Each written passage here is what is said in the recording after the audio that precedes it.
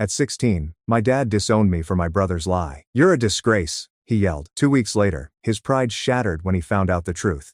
I was 16 when I learned how disposable I was in my own family. My name is Ethan, and I used to believe that I knew what it meant to be a family member. You grow up believing you can trust those around you. Your mother, father, and siblings. Even if things weren't always perfect, blood meant something. That family was there for you, even when the rest of the world was not. I wasn't completely naive, but I was unprepared for what happened that night and what followed. From the outside, we most likely appeared to be a typical family.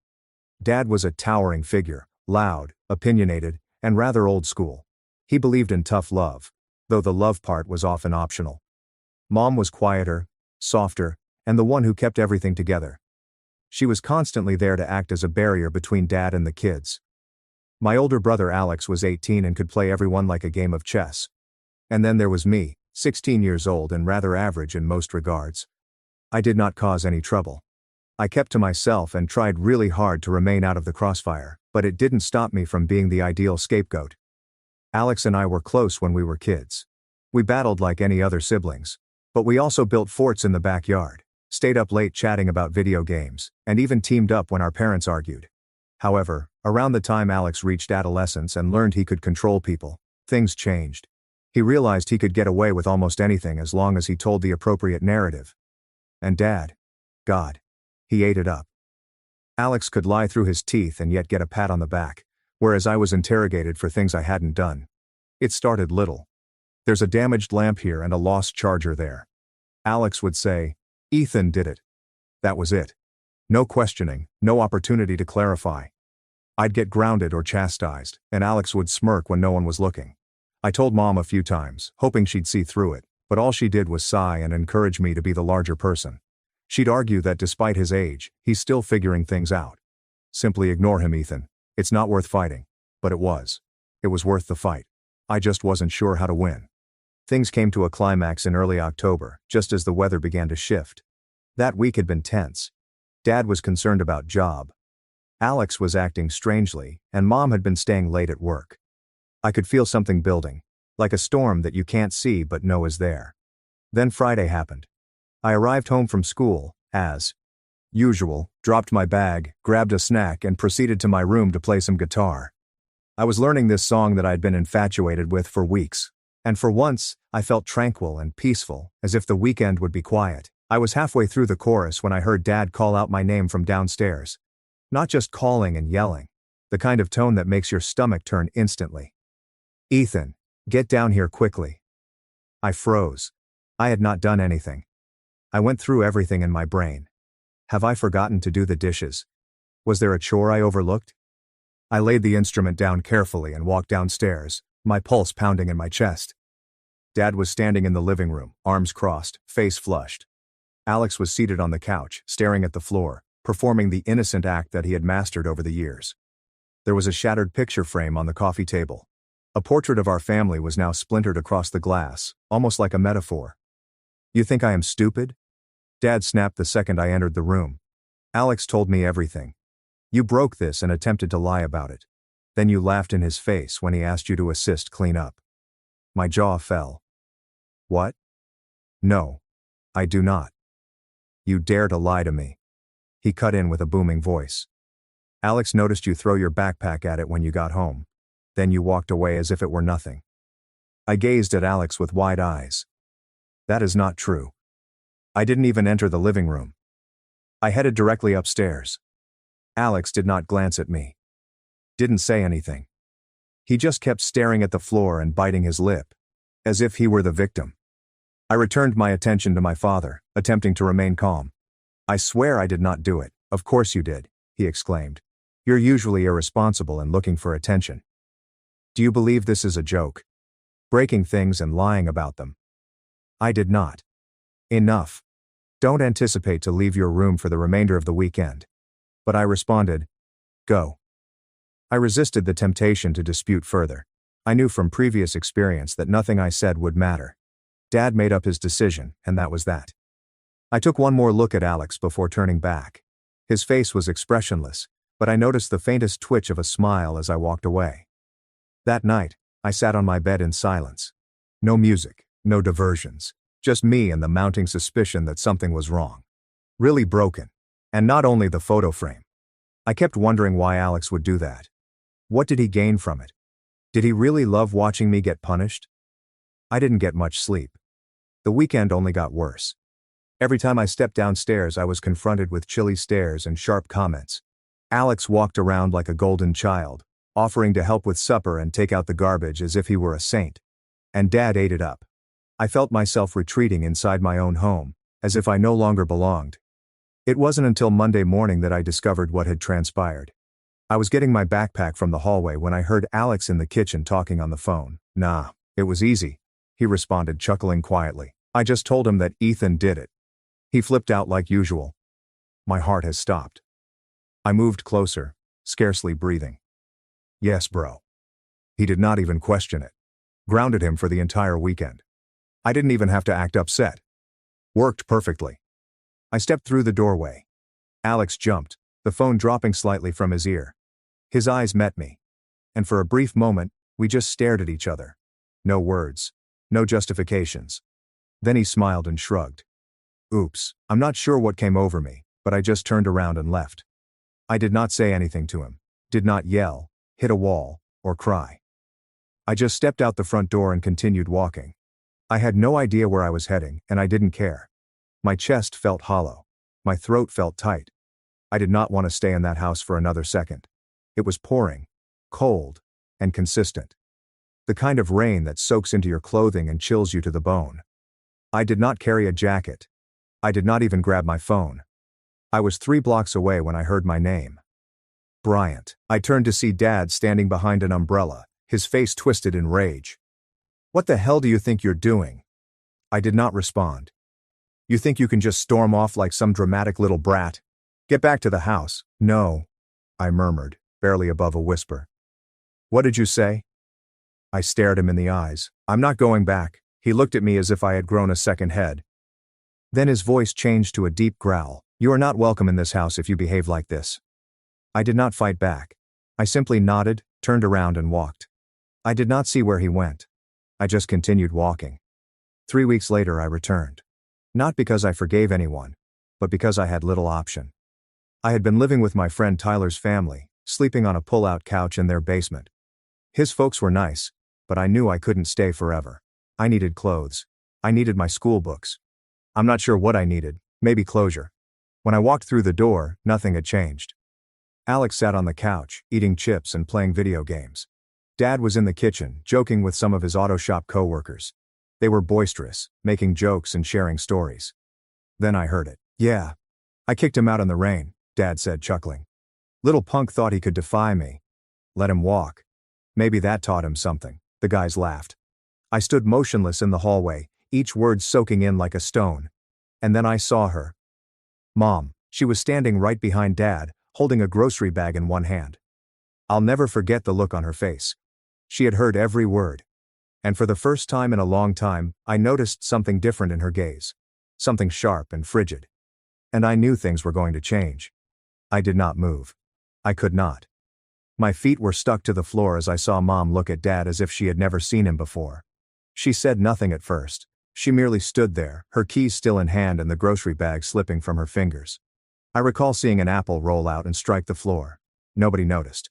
Not Dad, Alex, or the co-workers who were still laughing. But I did. And I felt something irreparable had broken open. Mom carefully laid the rest of the bag down and turned around. She passed past me without saying anything, yet our gazes briefly connected.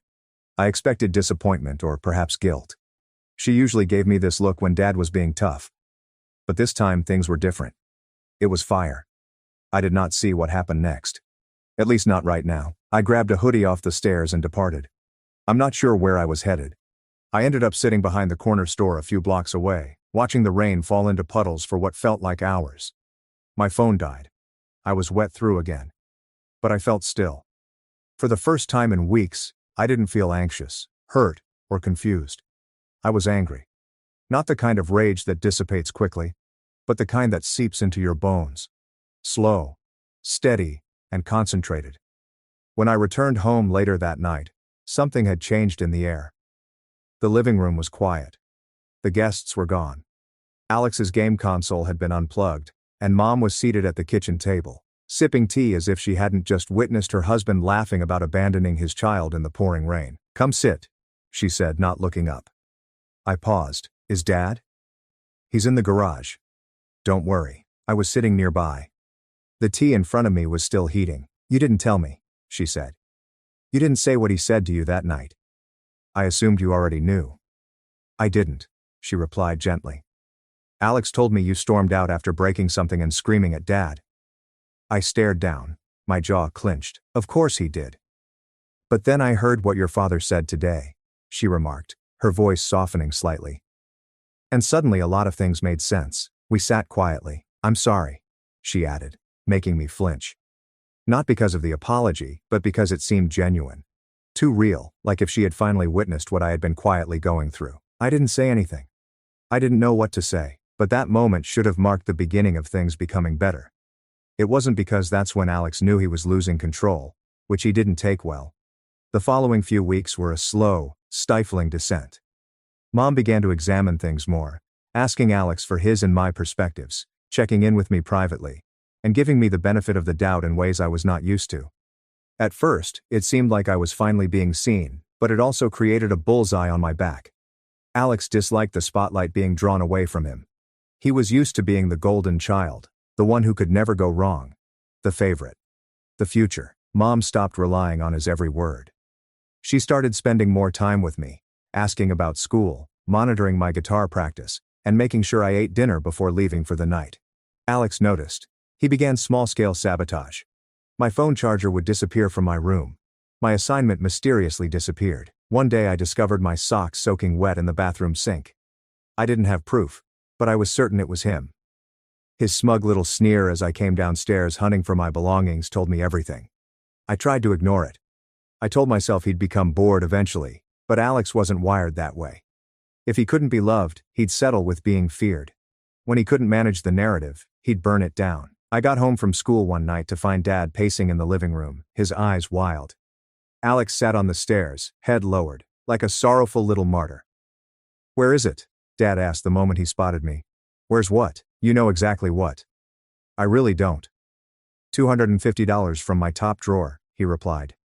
"Gone." My gut plummeted.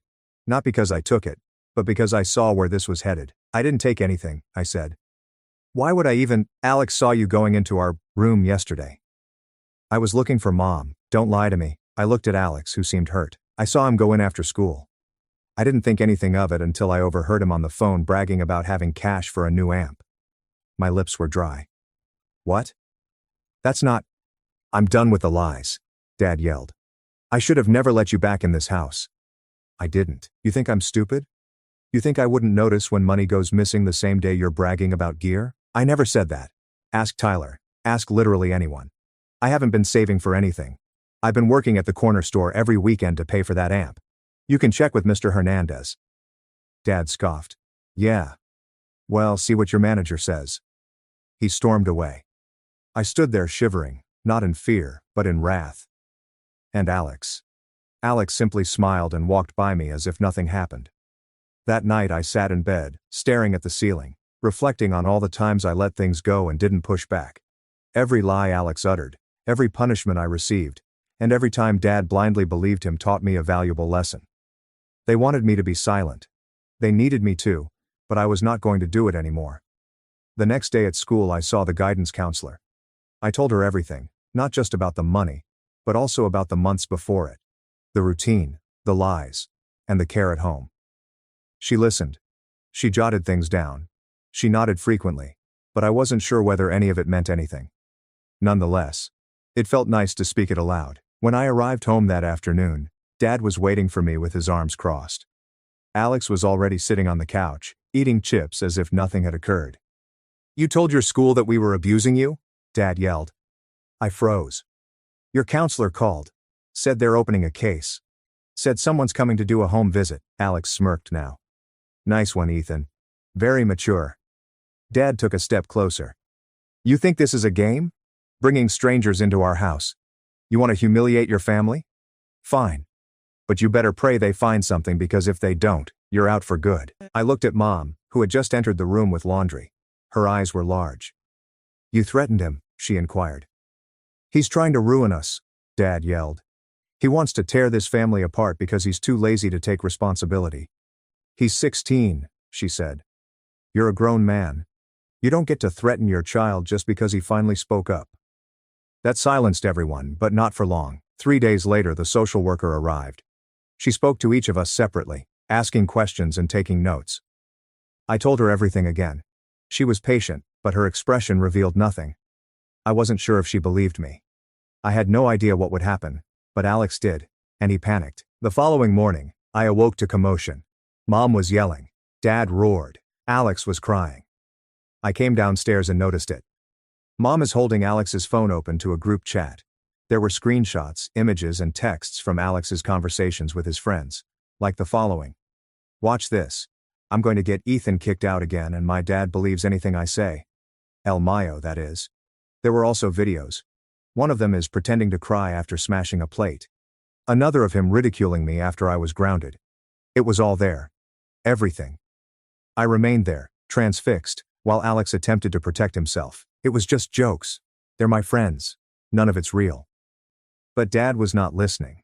Mom wasn't either. And for once, I didn't have to carry the stillness. I expected things to improve at this point. That Alex would face the consequences. That maybe, just maybe, I might be believed without having to bring the truth to light. So what happened next? That was worse than I could have anticipated. Because instead of punishment, apologies, or justice, they made me the problem again. And what happened next? That was the breaking moment. It's strange how everyone says the truth will set you free. As if dragging it into the light causes everything wrong to instantly flip right. I believed that for a long time. I clung to the calm faith that if I waited long enough, remained patient, and kept my head down, the truth would ultimately fight for me. But it did not. Not at first. After the group conversation was uncovered, Mom discovered the texts, videos, and other smug manipulation Alex had stored on his phone. I expected something, anything to change. There was yelling. There was crying. Threats were flung like knives across the living room. But in the end, nothing much changed. Not that it mattered because I still ended up being blamed. It began with Dad. He didn't say anything at first, just glanced at Alex and then at me, as if the weight of the truth was too much for him to confess he'd been wrong for years. Then he shook his head and said something that still bothers me. "You could have handled this privately." I blinked. "What?" "You didn't have to humiliate your brother like that. You went through his phone. You think that's okay?" "I didn't go through anything. Mom did. And what are you even talking about? He's the one who set me up for months. Lied. Got me kicked out. He said it himself. He did it all on purpose." Dad snapped. "He's a kid. He's still learning. You should have talked to me like a man instead of crying to your school." My heart sank. There it was. The wall. Even with all the evidence in front of him and Alex's own comments echoing throughout the home, Dad couldn't get past his pride. He did not want the truth. He desired control. And in his eyes, I'd broken the chain. Mom attempted to stick up for me. She defended me that morning and pushed Dad in ways I had never seen before. But it did not last. By dinner, she was silent and aloof. When I asked whether she was okay, she simply seemed exhausted.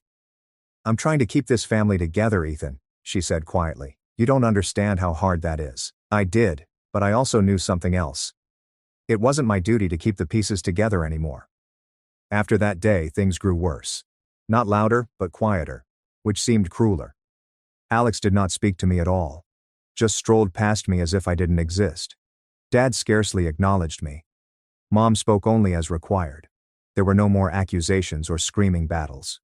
Only silence. Cold, harsh, resounding quiet. It felt as if I had died and no one had the decency to arrange a funeral. The house visit with the social worker ended with a shrug. She stated that there was insufficient proof of abuse to warrant a formal intervention. Unfortunately, emotional neglect was a hazy area. "Monitor the situation," she advised my counselor. "Let us know if anything escalates." As a result, I stopped expecting and asking for support. I reached rock bottom about a week later. It was Thursday.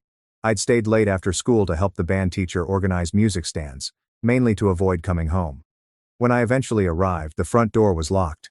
There was no note, phone call, or anything. I knocked, and Alex responded. He looked at me through the glass for a time before gently, methodically closing the door again. I waited on the porch for 20 minutes, expecting Mom would come unlock it, that it was simply a mistake, that someone had forgotten I didn't have a key. No one arrived. I eventually departed again. I returned to Tyler's apartment, soaking through and silent. His mother opened the door before I could knock. "Oh, honey," she replied sweetly. "Come in." They didn't ask for an explanation. Simply allow me to shower, dry my clothing, and prepare my dinner. Tyler and I remained up all night playing ancient video games and pretending everything was fine. But I couldn't pretend any longer. That night I made a decision while staring up at the ceiling in their basement. I was not going back. Not this time. The next morning I went to the school office and asked to speak with the guidance counselor. I told her everything again. But this time I requested options. Legal alternatives, housing, emancipation.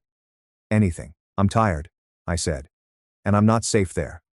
"Not really." She stared at me for a while. Then she nodded. It did not happen overnight. But things started to happen. The school connected me to a youth outreach program. They scheduled an appointment with a social worker who specializes in at-risk teenagers. We met weekly. She listened. She truly listened. For the first time in my life, someone took my story seriously. She assisted me in applying for a student housing program for minors from insecure family circumstances. It was not easy. There were interviews, documentation, and home inspections. However, Tyler's parents backed me up. So did the band instructor. So did Mr. Hernandez from the corner grocery. People stepped up for me in ways I never expected. Eventually, I was placed in a group home 2 towns away. It was not glamorous. 4 kids per room, shared bathrooms, and daily chores, yet it was safe. For the first time in months I was able to breathe. I began rebuilding one component at a time. I landed a part-time work at a music store near the group home. Keith, the manager, loved my ability to tune guitars by ear. He let me help with repairs and paid me under the table until the paperwork was completed. I saved every cent. I enrolled in therapy through a youth program. I did not want to at first. I'd always dreaded talking about my emotions, but Carla, the therapist, had this way of making you feel like you weren't damaged, just rearranged. I told her everything. The falsehoods, the favoritism, the way I'd abandoned my own family, and she didn't try to fix me. She simply let me be. At school things gradually improved. The news spread. But not in a harsh way. Several children began sitting with me during lunch. One of the seniors in band urged me to join his garage band. I said yes. We began practicing after school, jamming in his dad's shed. I hadn't realized how much I missed feeling like a part of something. I also began performing better in class. I'm not sure why exactly. Maybe because the chaos had subsided, or because for the first time, I was doing it for myself. I even received a small award for a song I wrote and entered anonymously into a statewide music competition. It was a basic piece, just me and my guitar. But the lyrics were genuine and honest. The judges deemed it haunting. I didn't tell anyone it was about Alex or Dad, or standing in the rain at 16 years old waiting for a door that never opened. The descent was gradual and painful. But the increase was mine. And somewhere in the midst of it all, I realized something significant. You do not need a broken family to be entire again. You simply need to quit waiting for them to heal you. I was now rebuilding, brick by brick, step by step. But I wasn't finished. Not yet, because as much as I wanted to move forward, there was a part of me that craved something more. Closure.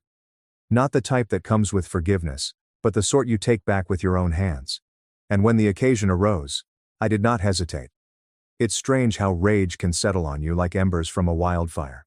Quiet, nearly unnoticeable, but always warm and searing.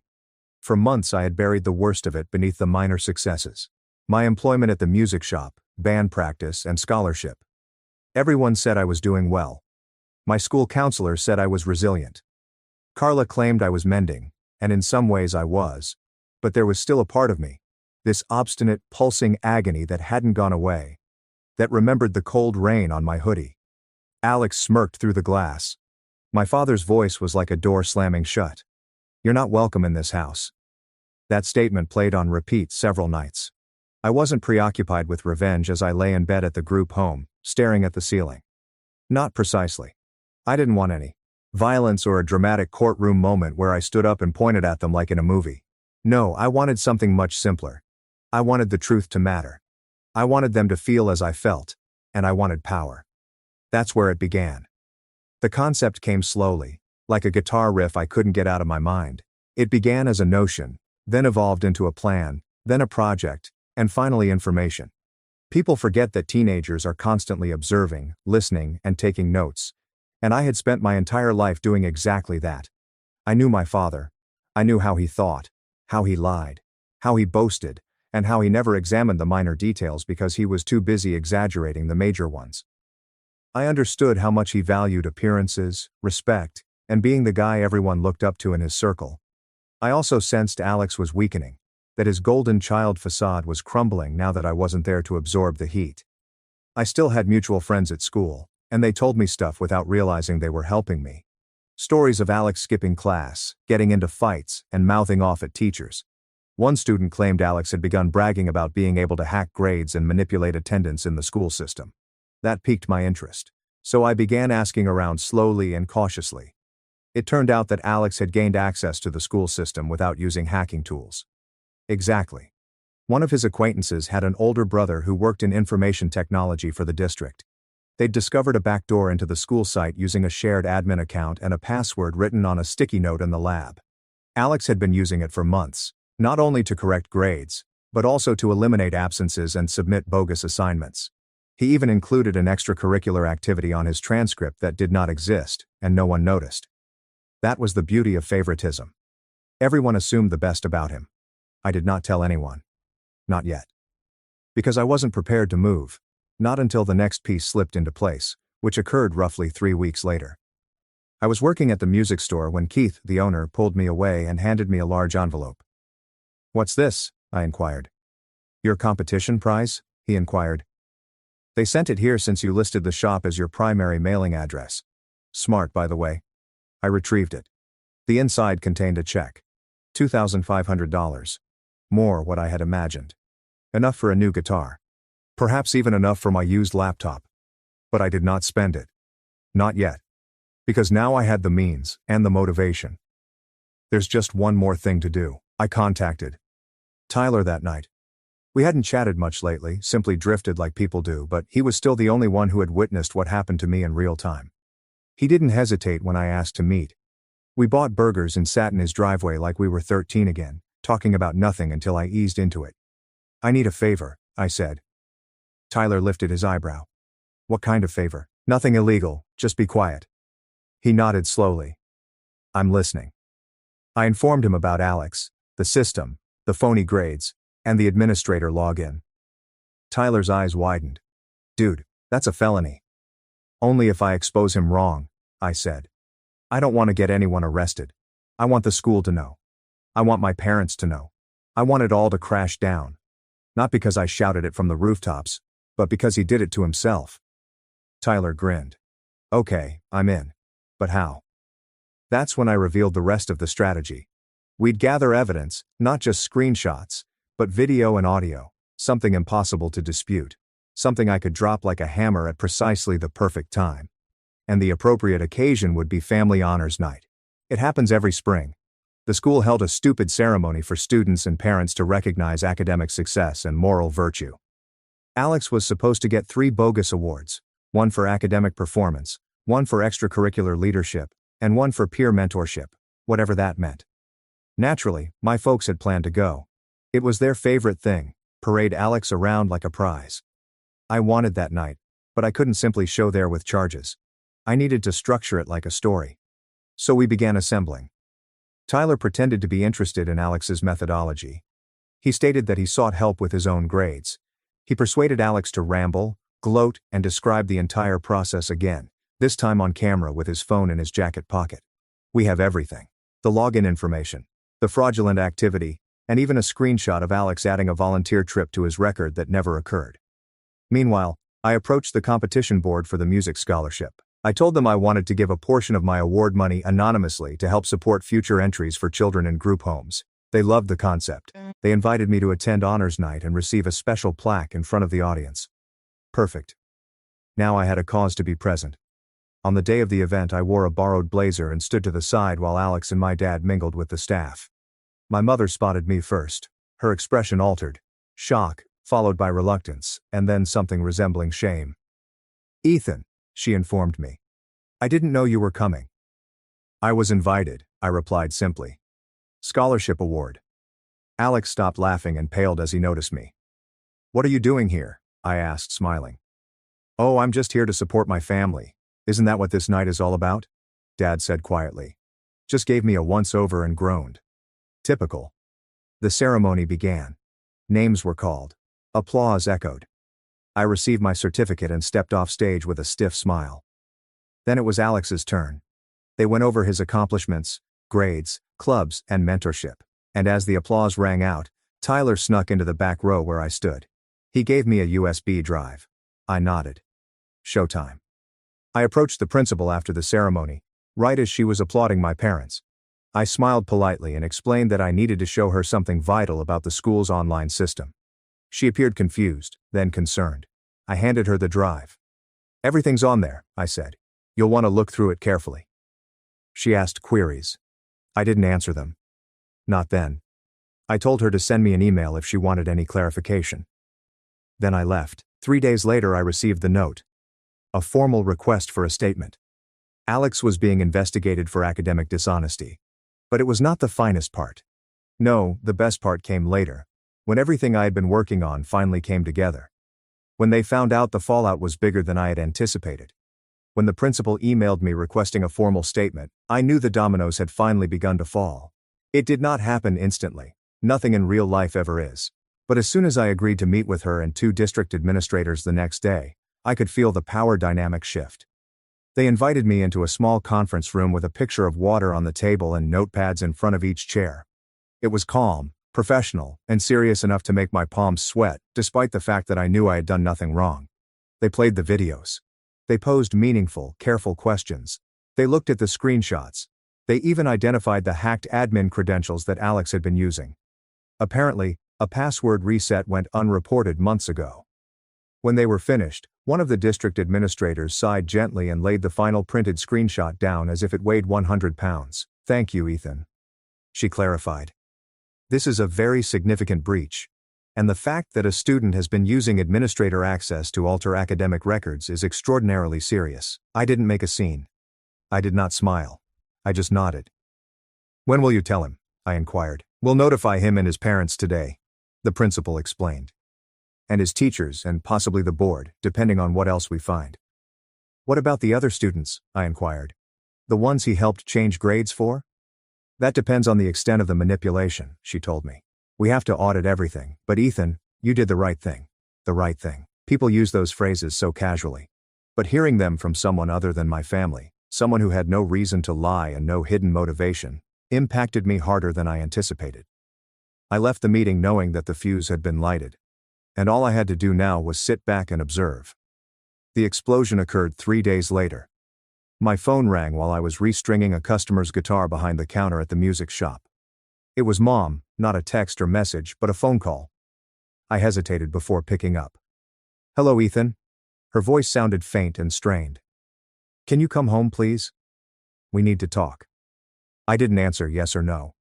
I simply stated I would think about it and hung up. Tyler stormed through the shop door 10 minutes later, breathless as if he had just ran across town. Dude, you need to hear this. He told me everything. How Alex was dragged out of class. How Dad arrived to school in a rage. How the principal had arranged everything. Every grade was revised. Each forged entry. Every made-up volunteer hour. How Alex attempted to lie, sobbed, and then lied again. Then he accused me, then the IT kid, and finally claimed that his phone had been hacked. But this time, nothing worked. They had recordings, screenshots, dates, and IP records. Everything was secure. Alex was suspended pending a complete board review. His college hopes are gone.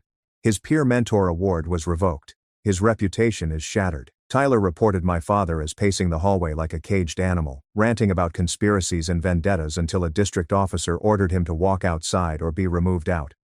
She cried, my mother said, but not in anger. Tyler's reenactment suggested something heavier, perilously near to regret.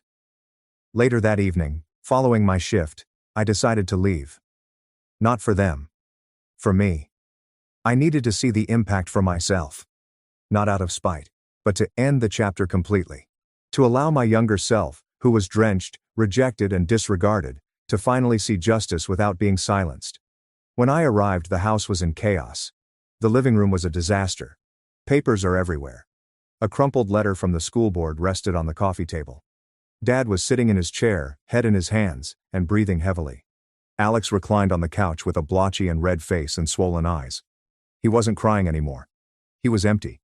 He appeared hollow, as if someone had ripped all of his swagger and confidence away, leaving nothing but a scared child. Mom saw me first. "Ethan," she muttered. "Thank you for coming." Dad glanced up at me with a mix of fury and something he wasn't used to feeling: uncertainty. Alex did not look up at all. I locked the door behind me and walked into the room as if I weren't the same 16-year-old they had thrown out into the rain. Mom drew a hesitant breath. "We know everything. The school showed us the evidence. They said you provided it." Dad snapped. "So you've been planning this for months?" I didn't respond. "No, I've been living my life. He's the one who forged grades, made up activities, manipulated a school system, and bragged about it to his friends." Dad stood. "You wanted to ruin your brother?" "No," I said quietly. "He ruined himself. I just stopped covering the damage." Alex eventually looked up, eyes blazing and jaw shaking. "You set me up," he muttered. "No, you've set me up for years," I responded. "All I did was tell the truth to people who actually listened." The room was extremely silent.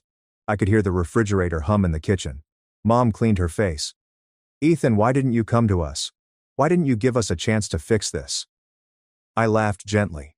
Not because I was amused, but out of astonishment. "I tried for years. I told you about the small things, the lies, the favoritism. You always told me to be the bigger person. You always told me not to cause trouble. And then you watched Dad kick me out in the rain because of something he made up. And when the school stepped in, you both treated me like a problem instead of a son." Mom flinched. Dad clutched his fists. Alex seemed to want to disappear. I proceeded with a steady, controlled voice that was almost gentle. "I didn't come here to fight. I didn't come here to watch you unravel either. I came because I needed you to hear this once, clearly, and without interruption." I let out a rasp. "I'm done," Dad scoffed. "What does that even mean?" "It means," I claimed, "you don't get to have power over me anymore. I'm building my own life. I have a job, a place to live, people who support me. I'm not here to fix anything.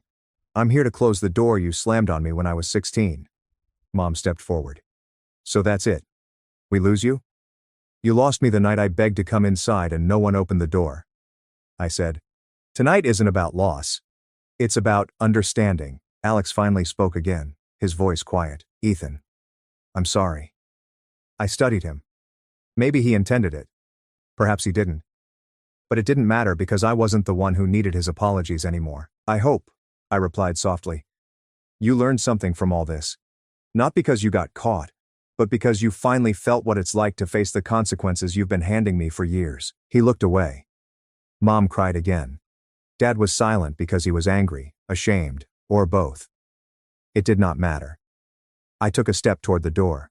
Mom muttered, "Will we ever see you again?" "Maybe," I replied honestly. "But not like this. Not with me begging for space or fairness. If you want to be part of my life someday, you'll have to walk toward me. I'm done walking alone." With that, I left. There was no dramatic smash or final scream, just a quiet click of the door behind me as I stepped out into the cool night air. The group home was waiting, my guitar was waiting, my future, which I had created with my own hands, was waiting. And for the first time, the weight on my chest had vanished. Completely gone. As I strolled down the street past the house that I no longer feared, I realized something significant. Revenge was not about destroying another person's life. It was about recovering your own. And I'd finally finished it. I never looked back. Because sometimes the biggest victory is simply walking away and living a life you never thought possible.